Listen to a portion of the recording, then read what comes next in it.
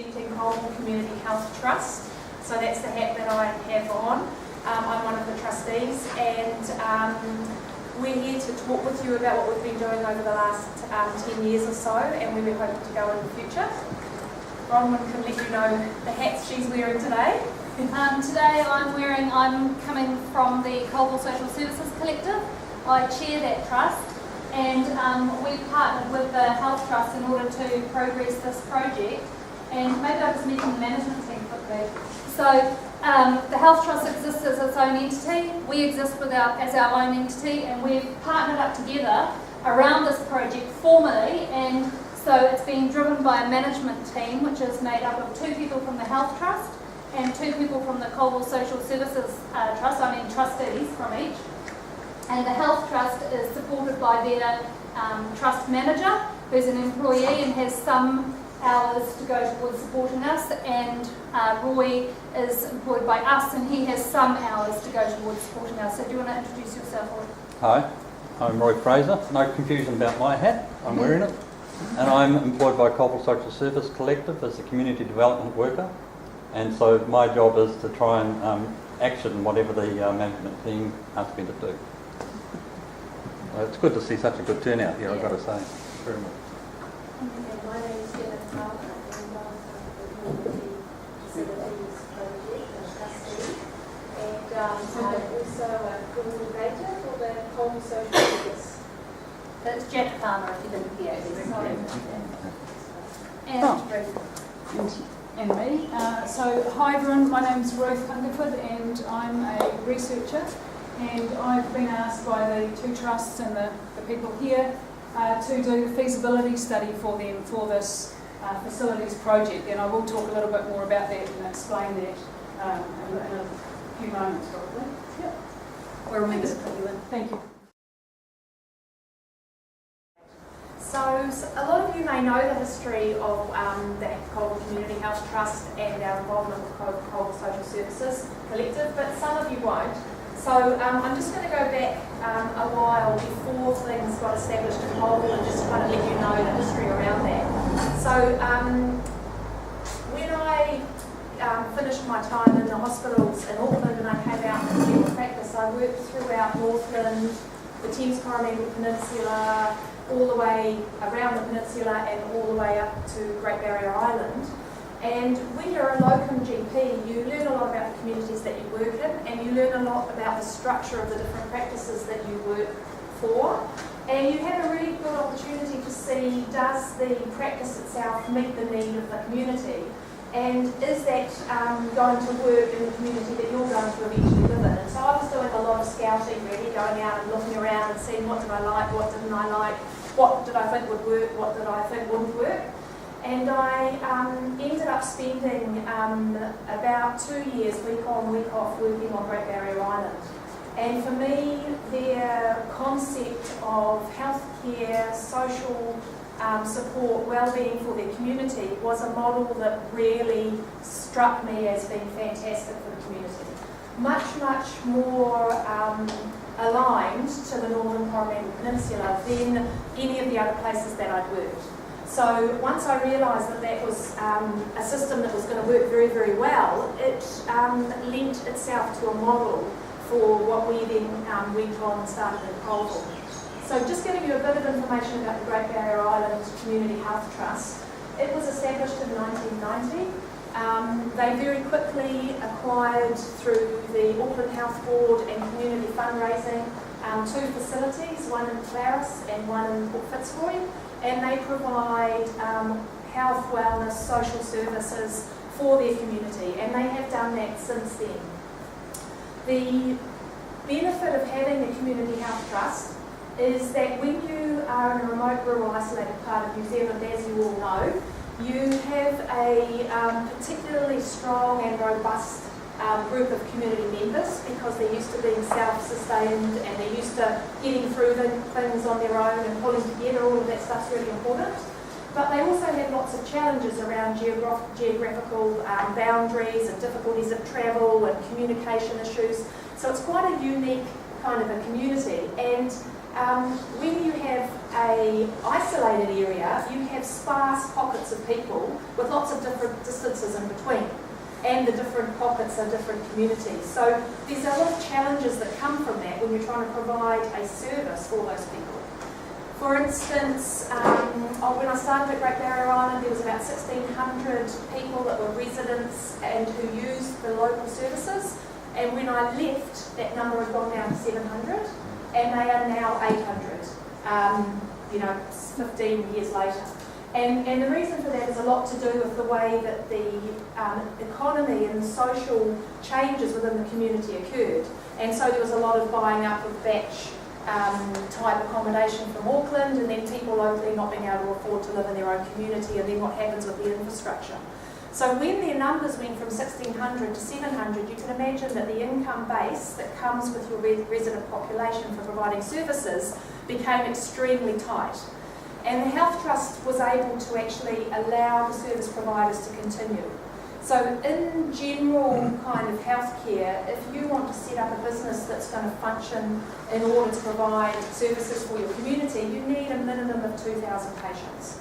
That's pretty much what most healthcare facilities run on if you're thinking about a GP and then the support people around them. So on Great Barrier Island, as I say, when I started there was 1,600, and then it went down to 700 over a number of years. And in Colville, for the Northern Coromandel Peninsula, we have on the last census a resident population of 700. That's Paparaha, Tuatiawa North. So we're a very similar population base, which means that for the service providers, we can't actually afford to provide a service to everyone with that income coming from those 700 people. We would need 2,000 people to do it. So the Health Trust in Colville, modelled on the concept on Great Barrier, which has been going for 26 years now, has very much followed the concept of we have a community trust that provides infrastructure. So the current building that we work out of in Colville, the Health Trust governs and manages that, and the Health Trust fundraises for all the equipment that the service providers use. So the community is making it possible for the service providers to work there. And that's really the key around the Great Barrier Island concept. So when we moved back here permanently in 2003, my family and all of the keen volunteers in the community that I could encourage to join us developed the Colville Community Health Trust, and we mimicked the Great Barrier Island concept. We had meetings, community meetings, and we spent weekends with a consultant from Auckland called John Freeland, who came down to help us devise our Health Trust deed. And that took a number of intense weekends of everybody's voluntary time so that we made sure that we would gain charitable status, and so that we would be able to put in place a structure that was sustainable. We had fantastic guidance and support from Great Barrier Island, and they have continued to give us guidance and support throughout the last 13 years of the Health Trust. We had 2 people from Great Barrier at the meeting this morning in Colville, which was fantastic because they were still bringing things that they were learning and evolving and developing to us so that we could learn from that. So that's really why the Colville Community Health Trust has been established, is so that we can encourage and hold on to service providers in our community.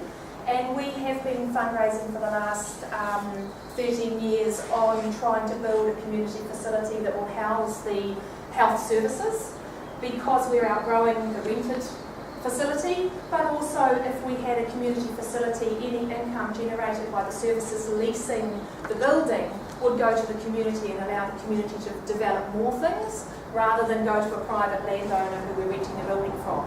So there's a lot of reasons why a community facility would be great. And it's taken a lot, a long time. We've got a locomotive that's kind of running on some wheels, and we're trying to generate steam and get everything going. And I know everyone's been aware of all of the hard work that's been going on for a long time. And so this year it became apparent to us that we had a whole lot of data and statistics that were coming in that we're going to go through in a minute, that made us realise that we needed to step back a little bit from that vision, gather data from everywhere, and then move forward with something that was going to be sustainable for the long term. because that's always the challenge that we have about how are we going to make things sustainable for the future, and how are we going to overcome some of the statistical data, evidence and information that's coming through around what the needs of our community are. Because over the last 13 years, there's been massive changes in the people living here and the health status of the people living here, and how that affects our sustainability in the long run. So that's brought us to more formally aligning with Colville Social Services Collective. We've had the two trusts working together in a very flexible way over the last decade or even two, because he's been going for 20 years. And so we've had quite a flexible kind of attending each other's meetings, keeping an open communication line about what's happening. But with the changing geography within our social population and the needs that are coming through our service, we've identified that we need to get our locomotive really chugging along and get to our destination, and that means we need help from people with the skills who can do that. But we also need to make sure that the project itself is going to be sustainable in the long term. And just like the Health Trust on Great Barrier Island makes it possible for the service providers to be there and service their community, the Colville Community Health Trust does that for the service providers in Colville for health, and the Colville Social Services Collective does that for the service providers who provide social services. So it's sensible when we're trying to bring together a hub for our community from which everything else will feed into. We want those groups to work together as much as we can. And the more spokes we have to the wheel of this project, the greater the chances that we'll get the funding that we want, and the greater the chances that we'll be able to provide the services that we want to provide for our community. So that's changed our scope and our focus a little bit, and that's what we want to share with you today, is what is that data, and then how does that affect what you all think, and then how do you think we should move ahead from here? Because that's what we really want to get out of today, which is why the surveys are so important, and which is why the documents on the A4 sheets are going to be so important. We really want to know, what does our community think about this? Services has been engaged with over the last year is looking at services for older people, because in our area we've got an ageing population, and 51% of our population is over 50, and only 29.9% is aged 18 to 49. So already we're starting to get, like Kate was saying, this big umbrella of older people, only a thin handle holding it up, and if we break that down further, we've got an increase in those aged 60 to 69 by 61%, an increase in those aged 70 to 84 by 32%, a decrease in those aged 25 to 34 by 30%, and a decrease in those aged 34 to 39 by 17%. So radically moving down and radically moving up. So we're quite concerned about what that meant for our communities, and we had a number of ideas, but really thought, well, we actually need to go to our communities and find out what that population of older people actually want. So we had a meeting, and thanks to those people from here that came to that advisory group. So we were really looking at what they want. We had 28 people aged from, I think, 60 to 89 that came and attended that. And we had 93% said they wanted to be able to stay in their own home for as long as they can, which is actually the government vision as well. That's great, and that's all very well though, but we've got to have the infrastructure to support that to happen. So out of that we had 100% said that they needed more improved ways to network, 83% said they needed Meals on Wheels, and then actually Meals on Wheels came up as like within the next 5 years, within that period, that's the time that people were saying they need it. So it gives us a bit of a time frame around how we need to think about providing those services.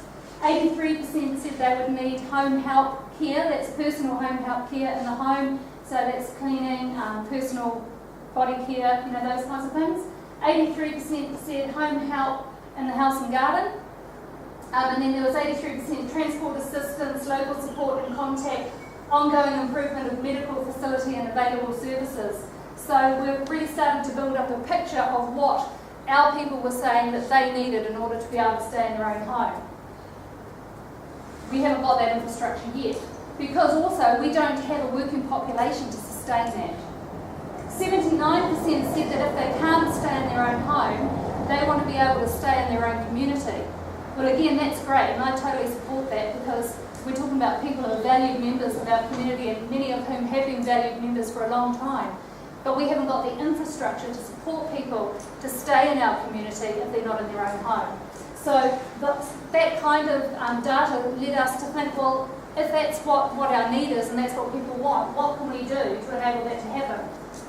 So Kate's talked a little bit about accommodation options around our practitioners and our professionals, which we need as a backbone of providing services to our communities. We're also suggesting as part of this scope having some targeted housing that can be available to allow our people in the northern end of the peninsula here to stay in their communities in an independent way, because many people, and not so much here, but in some of the northern communities, and that's why we've had 4 different consultations, because every community is very different and the needs of everyone is different. But some of them, that becomes unsustainable. Even if they can live independently, they might not be able to live independently where they currently are living. So having some options where they have a smaller place where they can do that, having options where they can have a supported living space so that they can be supported for their healthcare needs. If they need palliative care and they want to die in their own community, that's possible. They can die in their own community with their own community members.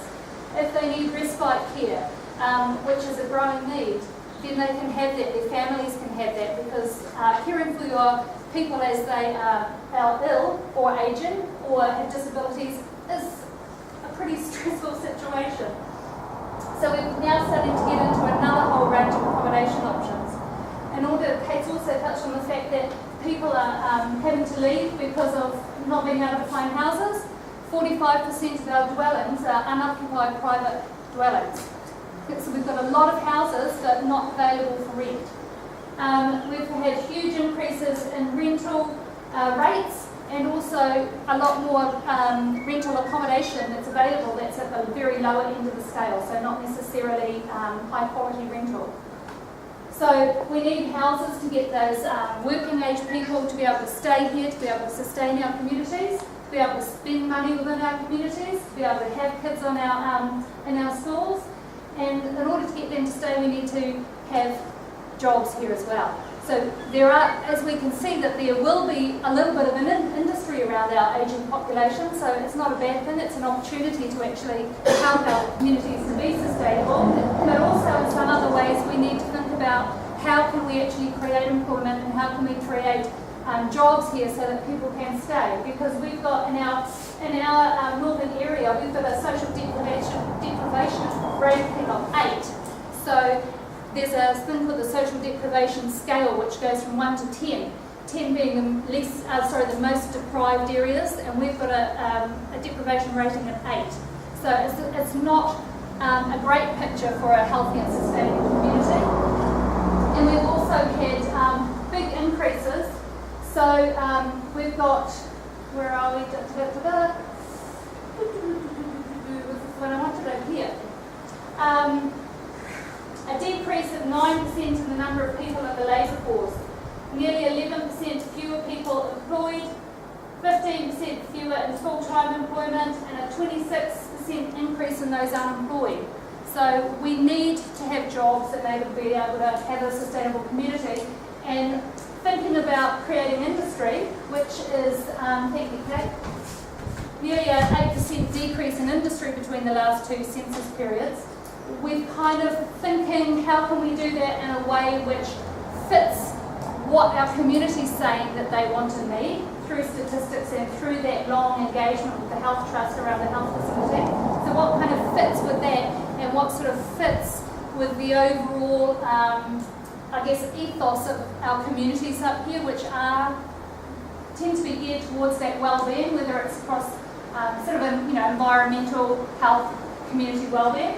And so we've started to look at this education centre aspect, which I'm going to let you give a bit of a chit-chat about. Yeah.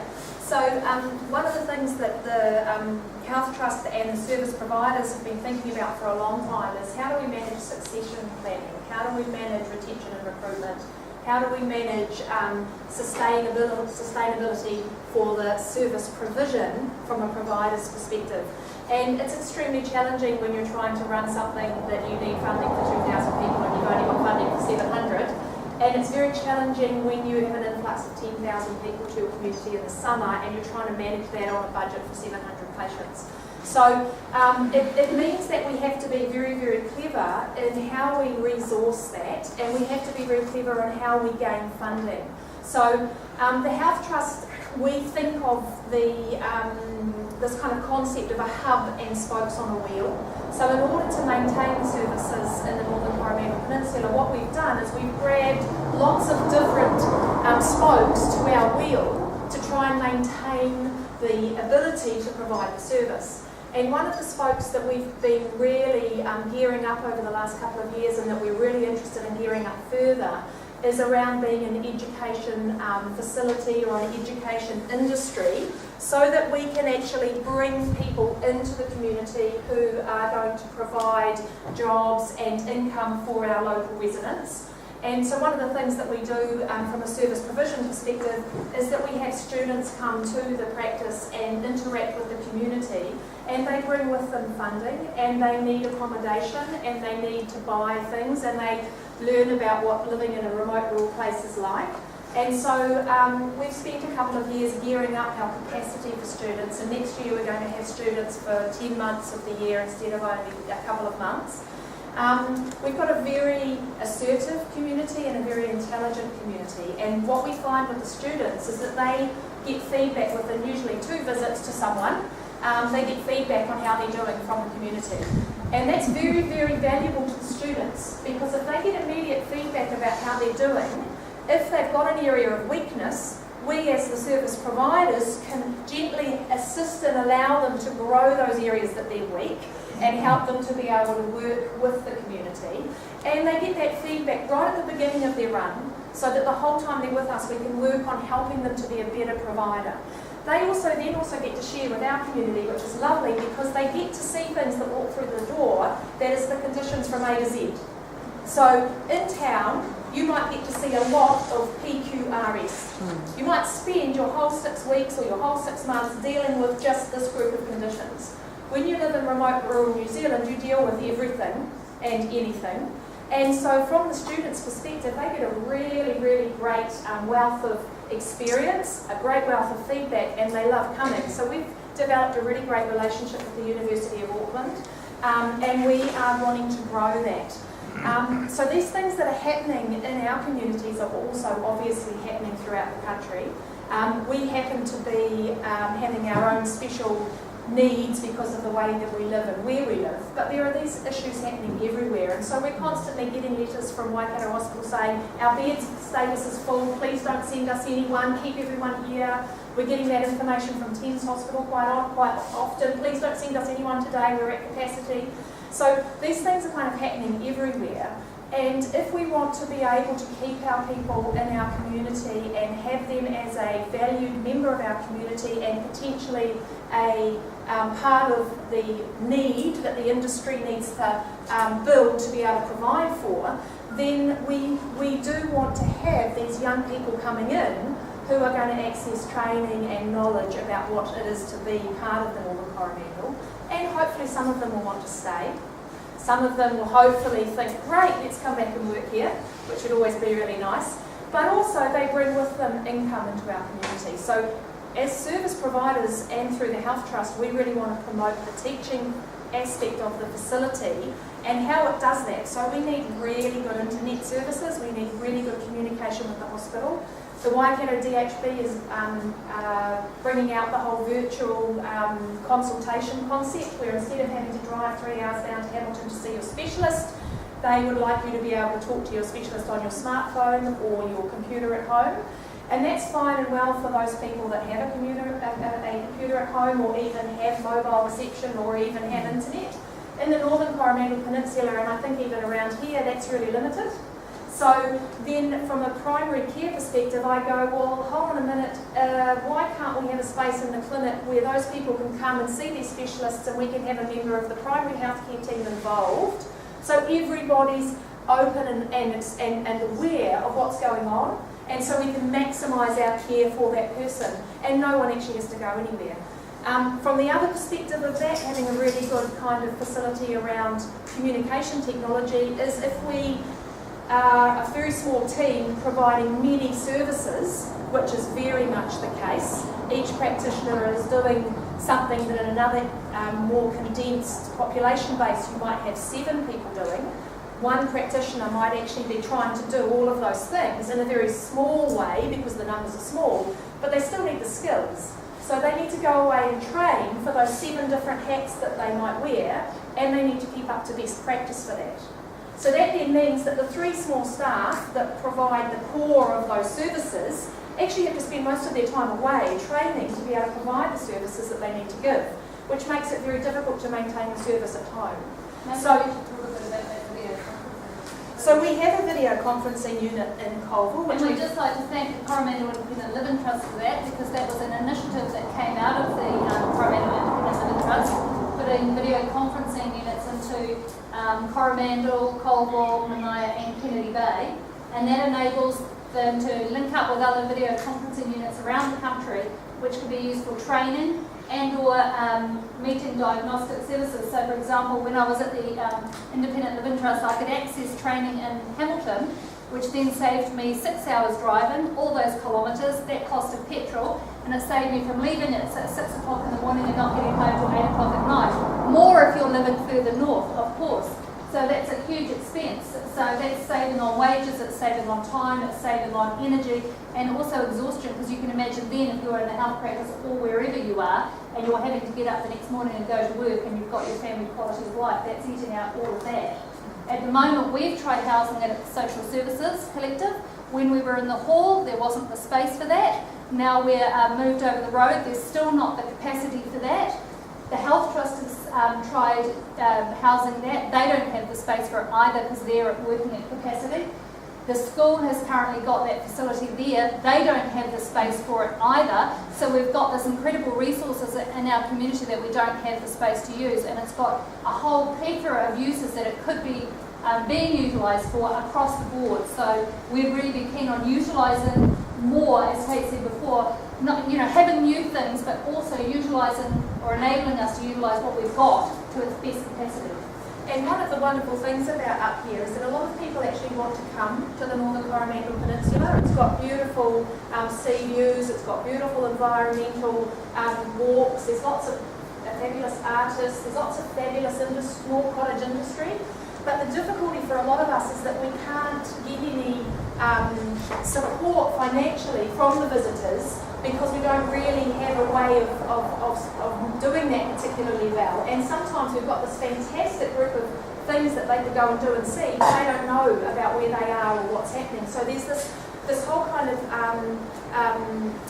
potential that we're not maximising, I think, around the things that we have here. And so part of what we want to do is try and work to maximise what we do have, not let it be wrecked or destroyed by the changes that we make, and then work out how can we attract more people into the community who might want to come to Colville to learn about how to do something that we're doing, and or might be based in Hamilton and want to stay in Hamilton and be able to beam in and see what's happening here from a teaching or a training perspective. So there's lots of options both ways if we have a good system.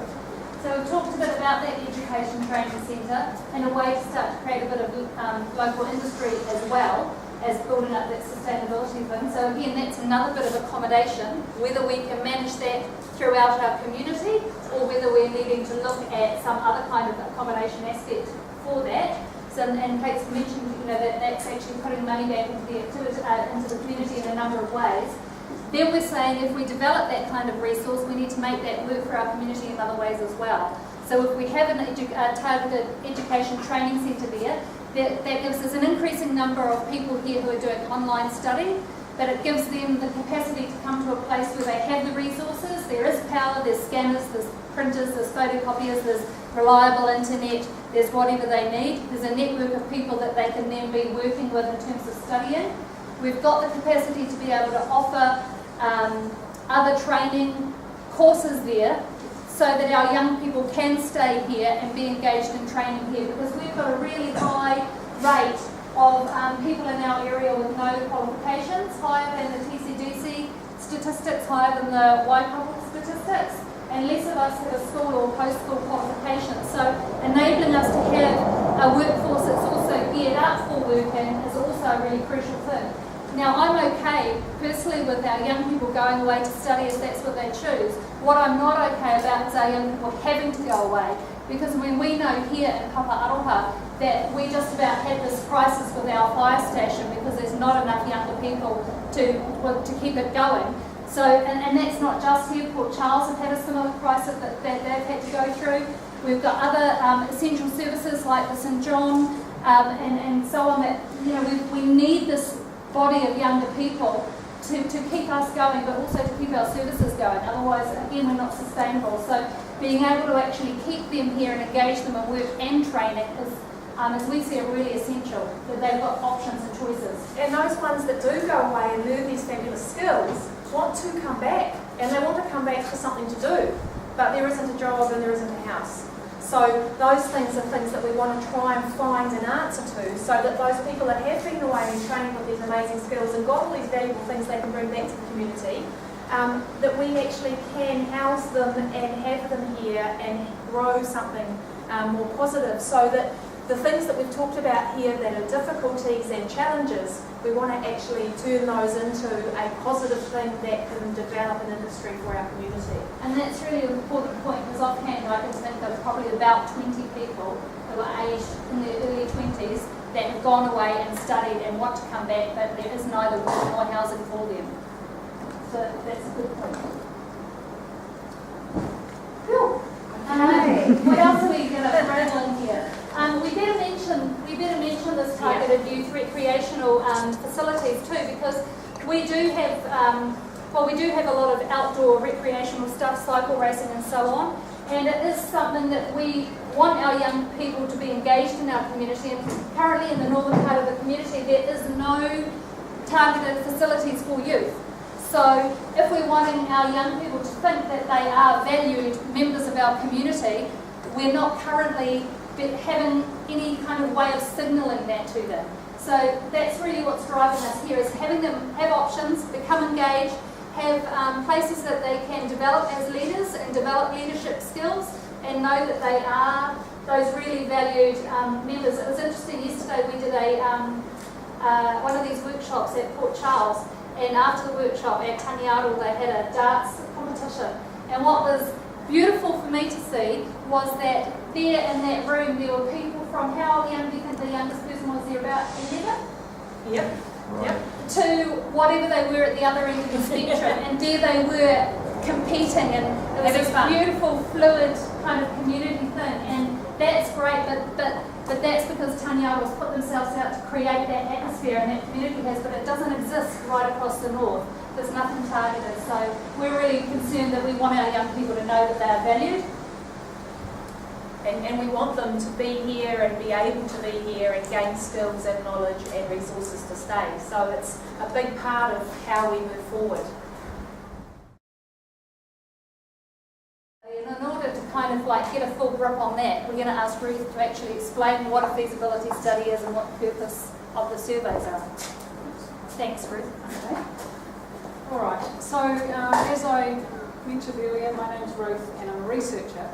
And so one of the things in terms of facilities, particularly when you're talking about community buildings and facilities and you're wanting to go to the funders to get the large sums of money for these things, that the funders are looking and saying, okay, so if we're going to do this, have you done a feasibility study?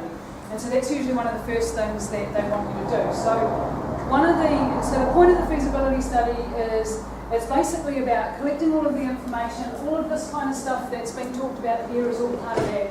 The information that you provide in terms of your ideas about what's needed in the community, what you think of this idea of the facilities, whether or not there is already existing facilities in the community. All of those things go into figuring out, is this project needed, and is it doable, and is it something that the community is set up to do. And I mean, you've got the trusts, for example, who've set up their partnerships, all of that leads into it. So essentially my job is to write all that up for the trusts and then they can use that to go back to the funders and to take those next steps, particularly in terms of funding, not just, because the other thing that the feasibility study does is it also pulls together information from these 4 workshops as well as other people that we talk to and other information we gather, so that it builds up a picture of what the community is saying that is needed here. So it helps to give direction to the project as well. Is that, Yeah. okay. Anything you want to add to that? I guess it's just to extrapolate on what you said. It's like, this is our ideas, this is how we've got to these ideas, and now we're wanting to check in with you about how you're feeling about these ideas. And so, then in terms of the... And things we've missed. And Actually, things we've there's missed. bound to be things we've missed. So in terms of the surveys, some of the information from that goes into the feasibility studies, and so into the feasibility study. And so I pull that information together. I don't use your names or anything like that. There is a part on the survey where you've been asked if you would like to put your name down to continue to be informed about the project. So that stuff goes to the trusts in terms of your contact details. So that's about being informed, maybe being involved in advisory groups to help them progress the project. So just to sort of let you know that I don't use people's names in the report that I write, and I don't even sit there and go, okay, so this person here from Haparoa says this, so I don't do anything like that. I just wanted to make sure that you're aware of that. And just to touch on that advisory group part, thanks for reminding me about that, because that's why we've got your details on there. One thing is, then if you're wanting further information, we're hoping to be able to put out some regular information, say every 6 weeks or so. Then we've got your email contact, we've got your mail if you'd rather have it by mail, because currently if you're here and you're accessing services, say at the health clinic for example, they can't email you. Well, this is not about the clinic anyway, it's about the trust, but the trust can't use the clinic's email database. So we're now creating a database around this project for people that want to be receiving further communication. And also, as Ruth touched on the advisory group, so we're going to continue to meet with people who have an interest in specific areas. So you might have an interest in youth, and we're certainly going to be meeting with youth about that. And you might have an area in housing, or you might have skills in a particular area where, so if you can indicate that on there and you're happy to come and have further conversations with us, we're very grateful. Okay. Do you want to add anything else to that? No, I think that's really